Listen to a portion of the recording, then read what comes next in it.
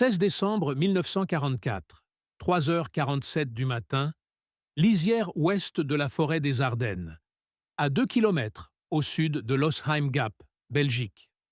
La neige tombe en flocons lourds et gluants, s'accrochant aux branches des sapins noirs comme des plaies ouvertes, tandis que le froid mord la chair à travers les mitaines usées du caporal Émile Laurent, un tirailleur français incorporé à la 1re division d'infanterie américaine après avoir fui l'occupation 2 ans plus tôt.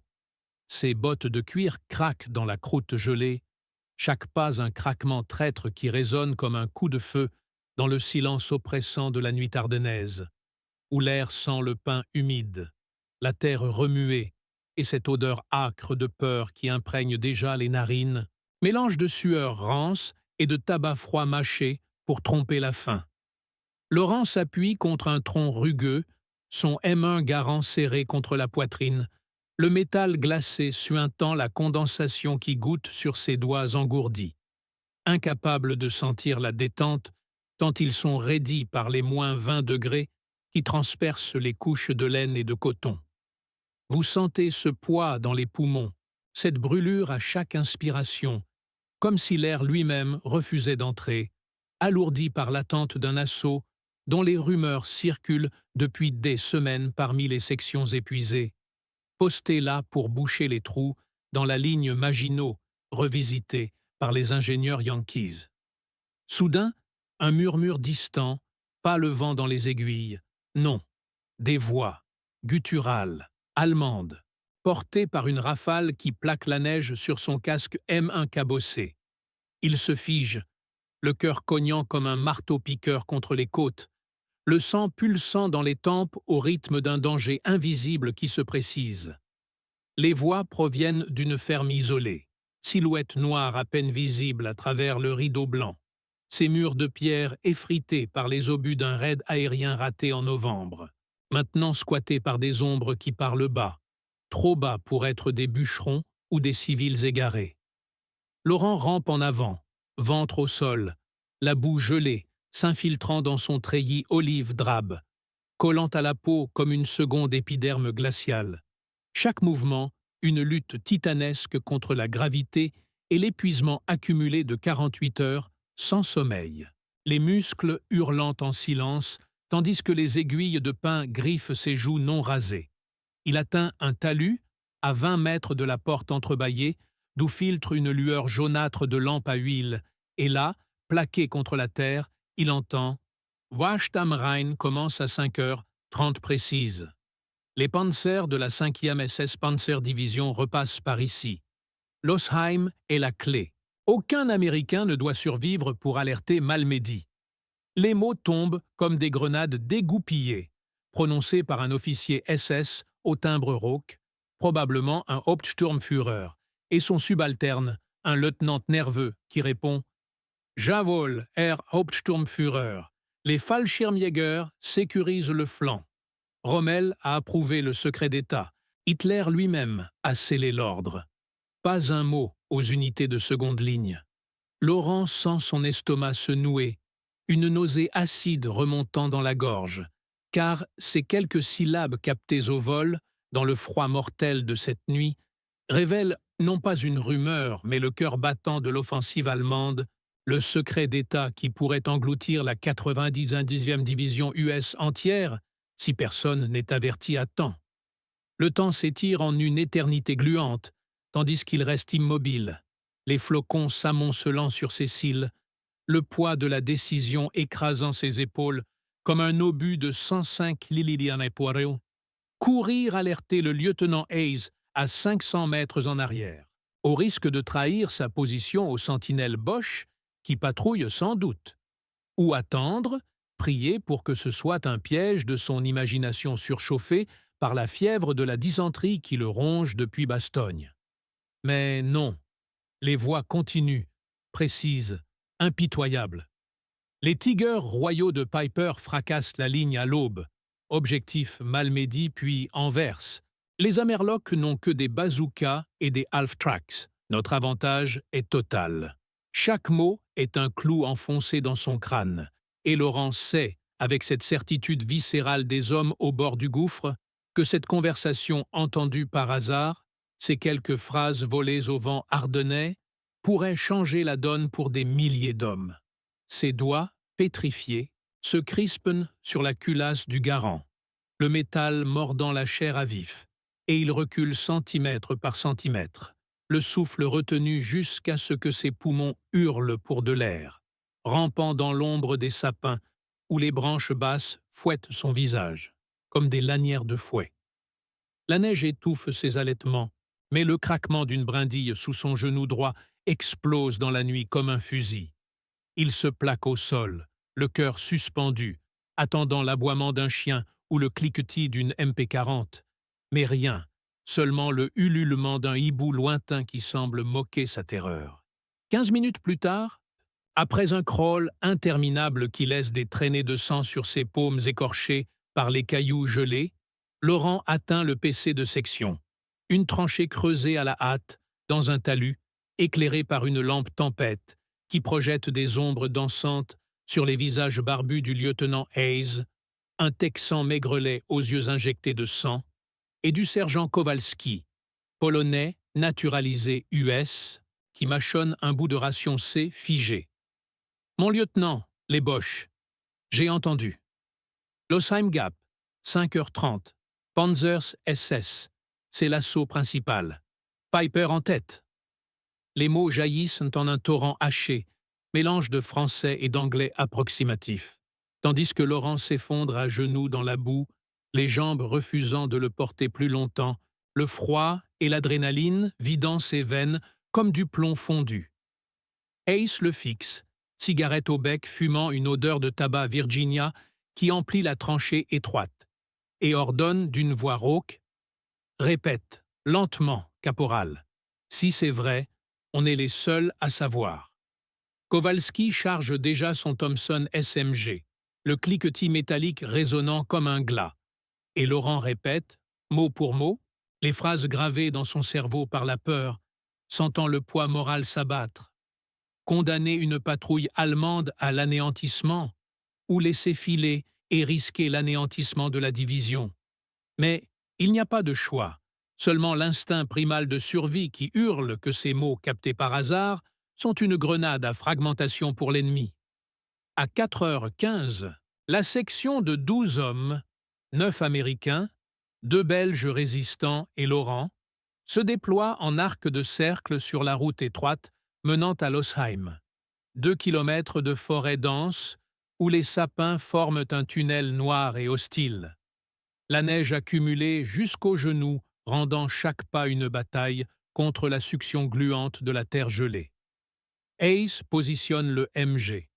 30 Browning sur un talus, ses servants luttant pour pivoter la culasse raidie par le givre, l'huile 30 au Doualau figée en cristaux qui craquent sous les coups de paume. Kowalski, avec son Thompson et 2 BR M1918, s'embusquent à droite, tandis que Laurent, flanqué du Private Murphy, un gamin de Brooklyn aux dents serrées sur une chique de tabac, prend la gauche, son garant posé sur une souche moussue, la lunette dépolie par la buée de son souffle. Vous sentez cette attente interminable, les minutes s'étirant comme du chewing-gum collé aux dents, le froid rampant dans les os jusqu'à la moelle, les testicules rétractés en boules de glace, tandis que l'haleine collective forme un nuage blanc qui trahit les positions aux yeux attentifs.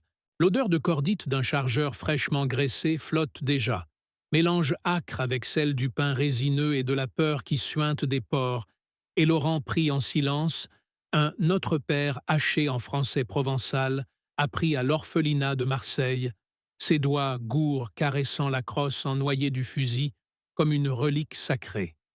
À 5h20, le grondement distant commence. D'abord un ronflement sourd qui vibre à travers la poitrine comme un moteur d'avion à basse altitude, puis le cliquetis des chenilles d'un half-track SDKFZ 251 qui déchire la nuit, suivi du rugissement d'un Panzer IV avançant en tête, ses phares occultés perçant à peine le blizzard naissant. La colonne allemande émerge du virage, une quinzaine de véhicules, 3 Panzers, 2 half-track chargés de grenadiers Fallschirmjäger en manteau blanc camouflé et une Kübelwagen fermant la marche, où siègent sans doute les officiers entendus par Laurent. Ace chuchote dans le talkie-walkie SCR 536. « Attendre mon signal. Feu sur mon ordre. » Le sergent Kowalski crache sa chic, ses yeux plissés brillant d'une rage polonaise séculaire, et Murphy murmure « Putain de Boche, on va leur faire payer, elle à la main. » Laurent sent son pouls marteler les tempes, la sueur froide coulant dans le dos malgré le gel. Chaque seconde une éternité, où le Panzer IV avance inexorablement, son canon de 75 mm KWK-37 pointé droit sur leur position, les chenilles broyant la neige en bouillie rougeâtre, là où un lièvre surpris gît écrasé. À 5h30 précises, comme annoncé dans la conversation fatale, Hayes hurle « Fire !» et le monde explose en un chaos sensoriel apocalyptique. Le MG-30 vomit une langue de feu orange. 550 coups par minute déchirant l'air, en un hurlement mécanique qui noie les cris, les balles. 30-06 traçantes, zébrant la nuit comme des météores incandescents, fauchant les premiers grenadiers qui dégringolent des half-tracks, leur corps sectionné en deux par la mitraille, le sang giclant en jets noirs sur la neige vierge, instantanément gelé en cristaux écarlates. Laurent presse la détente du garant, le recul brutal cognant son épaule comme un coup de masse, la culasse éjectant l'étui fumant qui brûle ses doigts nus, et sa première balle de 150 grains perce le pare-brise de la Kübelwagen, touchant net le Hauptsturmführer au crâne. Son képi SS volant en éclats de tissu et d'os, la cervelle éclaboussant le lieutenant qui hurle « Achtung, embuscade !» avant qu'une seconde balle de Murphy ne lui explose la trachée. Vous sentez la chaleur résiduelle des coups de feu contrastant avec le froid, l'odeur suffocante de cordite et de poudre brûlée emplissant les narines, tandis que les Panzers pivotent leurs tourelles KWK-40 dans un grincement d'acier torturé, leurs obus de 75 mm perforant, sifflant au-dessus des têtes, explosant un sapin à 10 mètres qui s'abat en gerbes d'aiguilles et d'écorces, projetant des éclats mortels qui lacèrent le bras de Kowalski, le sang chaud coulant en ruisseau sur sa manche déchirée. Le combat s'enlise en un ballet lent et brutal, chaque tir une décision irréversible pesant des tonnes. Laurent recharge, en claquant un nouveau chargeur de 8 balles, les bandes de cartouches glissantes de givre refusant d'entrer, ses ongles se brisant sur le métal, tandis que les Fallschirmjäger ripostent avec leurs FG-42, les rafales de 7. 92 Kurz claquant comme des fouets, une balle effleurant sa joue en une ligne de feu liquide, le sang goûtant salé sur ses lèvres gercées. Le Panzer IV vomit un obus HE qui éventre le talus du Browning, tuant net 2 servants dans une fontaine de terre et de viscères fumants. L'odeur de chair grillée se mêlant à celle du diesel enflammé quand un half-track explose sous un bazooka 2-36, tiré par Hayes depuis un fossé, la roquette filant en sifflement strident, percutant le blindage latéral en une boule de feu orange qui dévore 5 grenadiers hurlants, leurs cris avalés par le rugissement des flammes, la peau cloquant et se détachant en lambeaux noircis. Kowalski, le bras pendant comme un chiffon sanglant, arrose la Kübelwagen avec son Thompson, le chargeur de 20 ou 30 coups. 45 ACP crachant des flammes bleutées, criblant les officiers en fuite qui s'effondrent dans la neige, leurs manteaux feldgros tachés d'écarlate, les dossiers secrets, cartes d'état-major marquées « Geheim Reichssach », voltigeant dans le vent comme des feuilles mortes. Murphy hurle « Reloading !» d'une voix brisée, ses mains tremblantes enfournant des grenades MK2 dans son sac, et Laurent couvre son camarade, tirant posé, posé, posé. Chaque balle un éternel voyage de 800 mm Miss à travers la nuit, abattant un officier radio qui tentait de déployer son antenne Fugé 5 pour alerter Piper, le corps s'affaissant mollement, le poste crachotant des parasites avant de s'éteindre dans une mare de sang. Le second Panzer, un Stug 3 camouflé en blanc, pivote son canon d'assaut Sturmkanone 40, le servant criant « Panzerknacker, los !» et un obus de 75 mm AP déchire l'air, explosant le bar de Kowalski en un nuage de métal tordu, le sergent projeté en arrière, son torse ouvert comme un livre rouge, gargouillant « Pour la Pologne !» Finissez-les, avant que ses yeux ne se voilent. Vous sentez la terre trembler sous les chenilles ennemies, les vibrations remontant par les bottes jusqu'aux dents qui claquent, l'adrénaline noyant la douleur, mais amplifiant la terreur, ce moment suspendu où Laurent, seul avec Hayes et 4 survivants, réalise que ces quelques mots entendus ont transformé leur section en bouchon mortel contre l'offensive, mais au prix d'un carnage qui pue la mort dans chaque pore de la forêt. Hayes, visage noirci de suie et de sang, lance une grenade à manche bois, modèle 24 volée à un mort Bosch, l'ogive sifflant en arc parfait pour atterrir dans la tourelle ouverte du Panzer IV. L'explosion intérieure pulvérisant le chargeur en une gerbe de membres carbonisés. Le blindage se cabossant en gémissements d'acier agonisant, tandis que le diesel fuit et s'enflamme, un incendie vorace léchant les flancs rivetés. Les derniers grenadiers, une dizaine de silhouettes fantomatiques dans la neige rougie, chargent en hurlant « Heil Hitler !» leurs MP-40 et STG-44 crachant des rafales folles, les balles ricochant sur les troncs en échardes mortelles, une traversant la cuisse de Murphy qui s'effondre en mugissant, son sang artériel giclant en pulsations rythmées, Laurent rampant pour le traîner derrière une souche, le tissu déchiré suintant la chaleur vitale sur ses mains froides. « Tenez bon, mon pote !» grogne-t-il en français, bandant la plaie avec son propre foulard, l'odeur métallique du sang dominant celle de la poudre, tandis que Hayes hurle dans le talkie. « Echo 6, ici Fox 3, Losheim bloqué, Panzer sans feu, envoyez renfort !» Mais la réponse crachote noyée par les interférences, les Bosch brouillant les fréquences avec leurs générateurs. Le dernier half-track, mitrailleuse MG42, gemelée hurlant son Hitler saut à 1200 coups par minute, arrose la position en un déluge de 7. 92 qui décapite un arbre, projetant des copeaux dans les yeux de Laurent qui tire à l'aveuglette. Sa balle touchant le tireur qui s'affale. La ceinture de munitions se dévidant en serpent cuivré. Hayes bondit avec un bazooka récupéré, le tube anti-char pesant 15 kilos sur son épaule endolorie. Vise en alignant la mire sur le flanc exposé du Stug, presse la détente. Clac! La roquette fuse en traînée blanche, perfore le blindage en une explosion sourde qui éventre l'intérieur.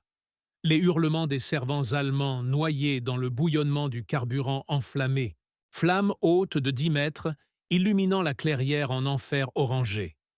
Les survivants Bosch, une poignée de fantômes hagards, jettent leurs armes et lèvent les mains. Mais un sergent SS fanatique sort un Luger P-08 et abat 2 prisonniers d'un coup sec avant que Kowalski, agonisant, ne lui loge une. 45 dans la tempe à bout portant. À 6h12, le silence tombe enfin, un vide assourdissant après le fracas, seulement ponctué des crépitements des feux mourants, des gémissements des blessés et du vent qui hurle à travers les carcasses fumantes des panzers. Laurent s'assoit dans la neige rougie, le garant vide sur les genoux, ses mains tremblant si fort qu'il ne peut tenir une cigarette.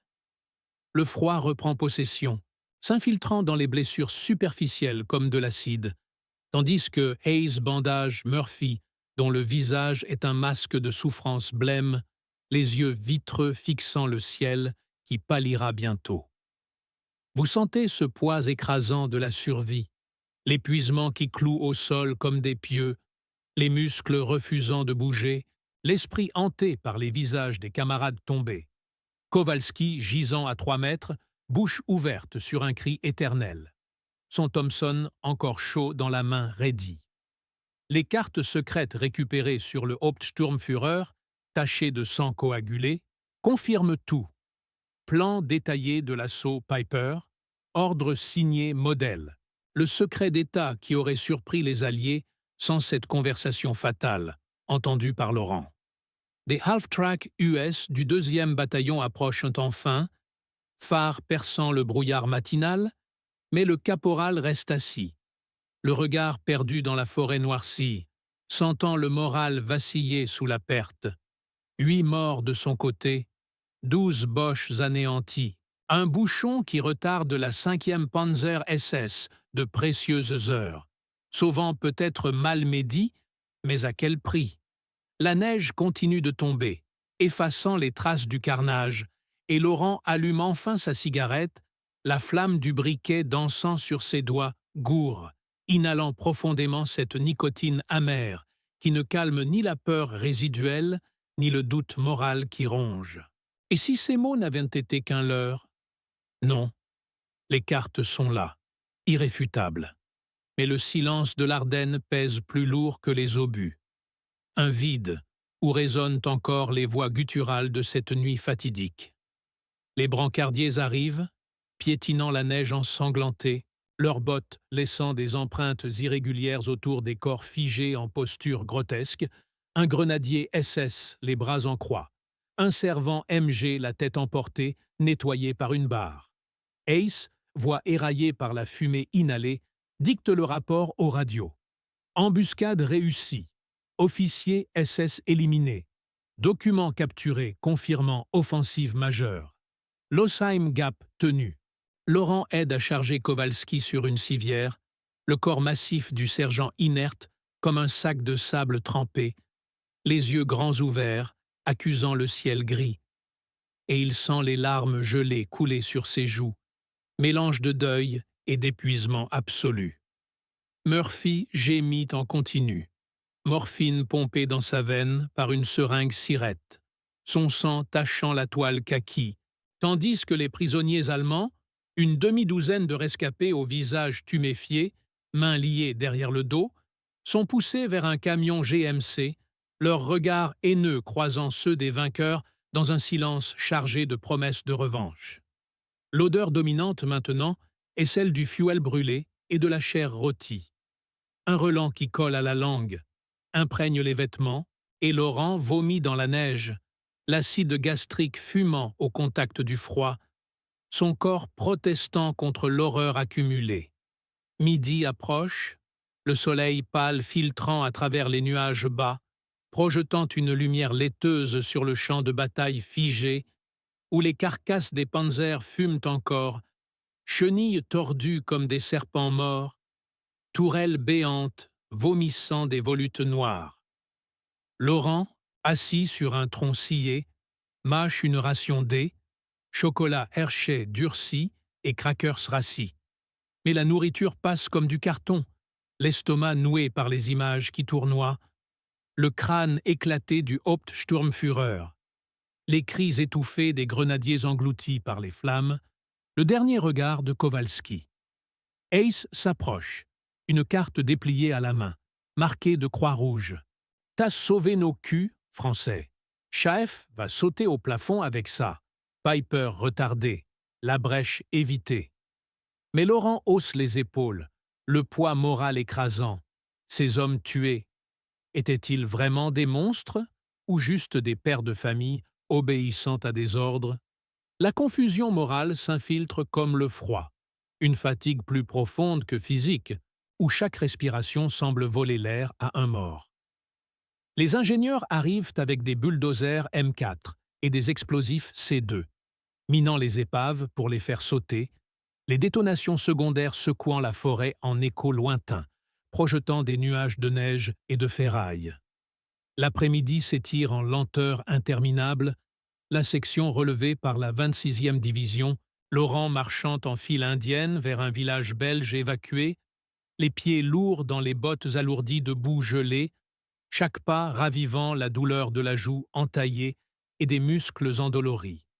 Dans une ferme réquisitionnée, il s'effondre sur une paillasse de paille moisie. l'odeur de vache et de foin dominant enfin celle de la poudre, mais le sommeil refuse de venir, hanté par les voix. Wacht am Rhein. 5h30. Il rejoue la nuit en boucle, sentant encore le craquement de la neige sous son ventre rampant, le goût salé du sang sur les lèvres, la vibration des explosions dans les os. Autour de lui, les survivants ronflent ou pleurent en silence, Hayes dictant des lettres pour les familles des morts, Murphy délirant sous la fièvre sur sa mère à Brooklyn. Dehors, l'artillerie alliée tonne au loin. Un roulement continu qui fait vibrer les murs de Torchy rappelle que la guerre n'est pas finie, que cette conversation fatale n'a fait que repousser l'inévitable. Mais Laurent sait, au fond de son être brisé, que ces mots captés au mauvais moment ont allumé une mèche qui pourrait bien enflammer le destin de l'Europe. La nuit suivante, 17 décembre, sous un ciel étoilé impitoyablement clair, Laurent est convoqué au PC régimentaire. Une grange chauffée par un poêle Godin crachotant de la suie. Le colonel, un Virginien bourru nommé Hargrove, épingle une Silver Star provisoire sur son treillis déchiré. Pour avoir surpris le secret et tenu la ligne, caporal. Les applaudissements sont mous, fatigués, mais Laurent sent à peine le métal contre sa poitrine, son esprit ailleurs, piégé dans l'éternité de cette attente au talus où le monde s'était suspendu à un fil. Plus tard, seul avec une bouteille de gnôle belge volée, il boit jusqu'à l'oubli. Le feu liquide descendant en cascade brûlante dans l'œsophage ravagé, chassant temporairement les fantômes, mais au réveil, la gueule de bois est pire que la peur. Un mal de crâne pulsant au rythme des canons lointains. Les rumeurs circulent déjà. Grâce aux cartes, Piper a été contourné. La 90e division renforcée, Malmedy sauvé du massacre imminent. Un petit acte, une poignée d'hommes sous des odds impossibles, nés d'une conversation entendue par hasard, a plié le cours de la bataille des Ardennes, mais Laurent porte le fardeau seul, le poids invisible des morts sur ses épaules voûtées, marchant dans la neige infinie vers un horizon de fumée et de promesses brisées. Noël 1944, dans les bois gelés de la forêt de Losheim, où les sapins ployaient sous la croûte de glace comme des croix oubliées. Laurent, promu sergent par un caprice administratif, traîne son peloton éreinté vers un OP avancé, les pactages alourdis de rations K moisies et de lettres jaunies. La Silver Star teinte faiblement contre sa gamelle, un leurre brillant dans la pénombre, tandis que les hommes chantent à mi-voix « Silent Night » entre deux quintes de toux, leur souffle formant des nuages éphémères qui montent vers un ciel indifférent. Au PC, Hargrove déplie une carte froissée. Piper est coincé, mais les SS contre-attaquent par Elsenborn. Votre job, sergent, longez la Ridge, repérez les panzers et tenez jusqu'à ce que la deuxième blindée crache du fer.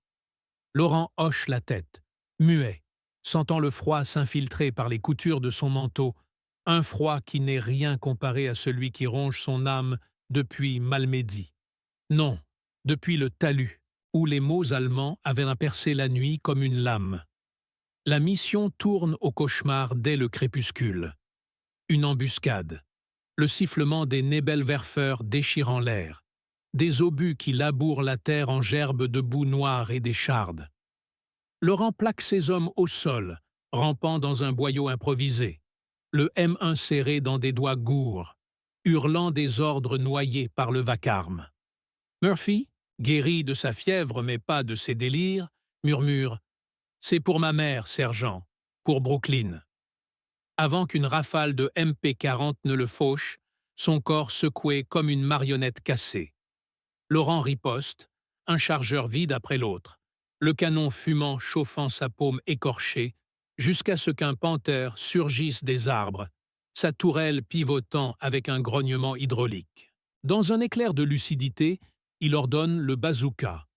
Un trait de feu orange fend la nuit, impacte le flanc blindé dans une explosion qui illumine les visages terreux. Le monstre d'acier s'immobilise, vomissant de la fumée âcre. Mais les SS survivants chargent, baïonnettes au clair, leurs cris gutturaux se mêlant au blizzard naissant. À l'aube, le peloton réduit à une poignée d'ombre. Laurent titube jusqu'au PC, traînant un prisonnier SS aux yeux fous, une carte froissée arrachée de son manteau. Plan pour une percée vers la Meuse, contournant Bastogne. Hargrove pâlit. Bordel, sergent, vous venez de sauver la Sogne-Nieb. Applaudissements las, encore une médaille promise. Mais Laurent s'effondre sur une caisse de munitions, le prisonnier le fixant d'un regard qui reflète son propre abîme. La guerre le broie, mèche après mèche, et dans le silence entre deux salves lointaines, il murmure pour lui-même « Combien de talus avant que le fil ne casse ?» Dehors, la neige tombe plus drue, effaçant les traces de sang, tandis que l'horizon s'illumine de nouvelles lueurs infernales, promesses d'un nouvel an baigné de feu. ATO 3. Le fil rouge. La nuit du 31 décembre s'abat sur les Ardennes comme un linceul gorgé de ferraille. Les positions de la 101e, tenues par des ongles rouillés et de la rage froide, vibrent sous les assauts. Bastogne est un abcès purulent, cerné. Mais les renforts patonnent grondent au sud, encore trop loin. Laurent, relevé malgré ses yeux caves, commande un réduit du secteur Fouaille. Un clocher éventré, des murs lézardés où s'entassent des blessés qui gémissent comme des âmes damnées. Le prisonnier SS, ligoté dans un coin, ricane entre ses dents noircies. « Die Amerikaner sind verloren, der Führer ». Laurent lui assène un coup de crosse, un craquement sec. Mais le regard du Boche reste planté dans le sien, miroir d'un vide qu'il connaît trop bien. Le sergent arpente le périmètre. M1 en bandoulière, bottes engluées dans une gadoue gelée. Ses hommes, une demi-douzaine de spectres. Ramirez, le Mexicain au bazooka vide, Kowalski, le Polonais qui prie en polonais, et le gamin de Philly, Eddie, 16 ans caché sur son papier d'identité.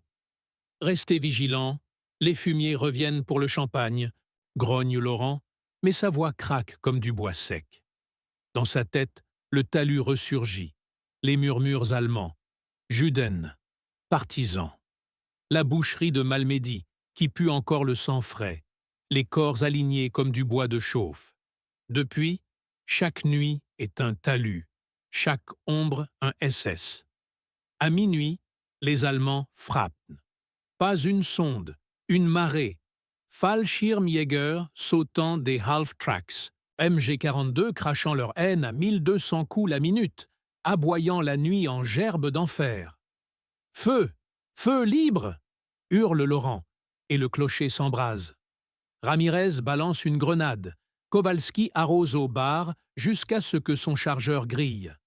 Eddie, paralysé, vide son garant à l'aveugle, touchant un officier qui s'effondre en hurlant « Mouti !»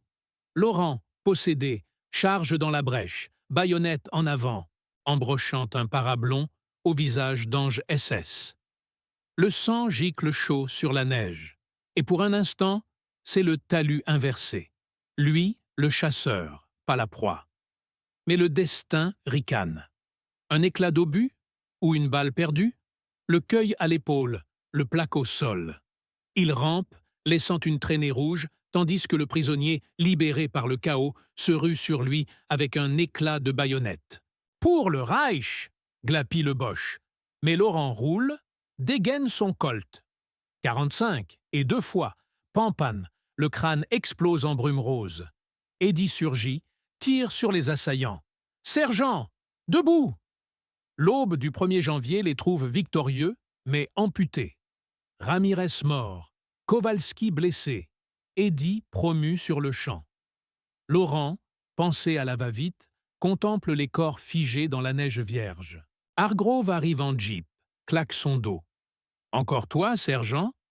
La carte a marché, on a bouché la trouée. Macauliffe dit merci.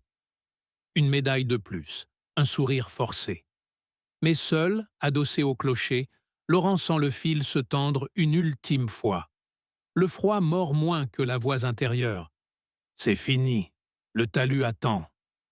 Dehors, les premiers P-47 Heaven 100 rugissent, mitraillant les lignes Boche. La guerre pivote. Mais pour lui, le nouvel an n'efface rien, juste un sursis avant que l'abîme ne l'avale. Rideau sur l'Oran, silhouette noire contre l'horizon fumant. Lumières infernales s'estompent en un silence ouaté de neige.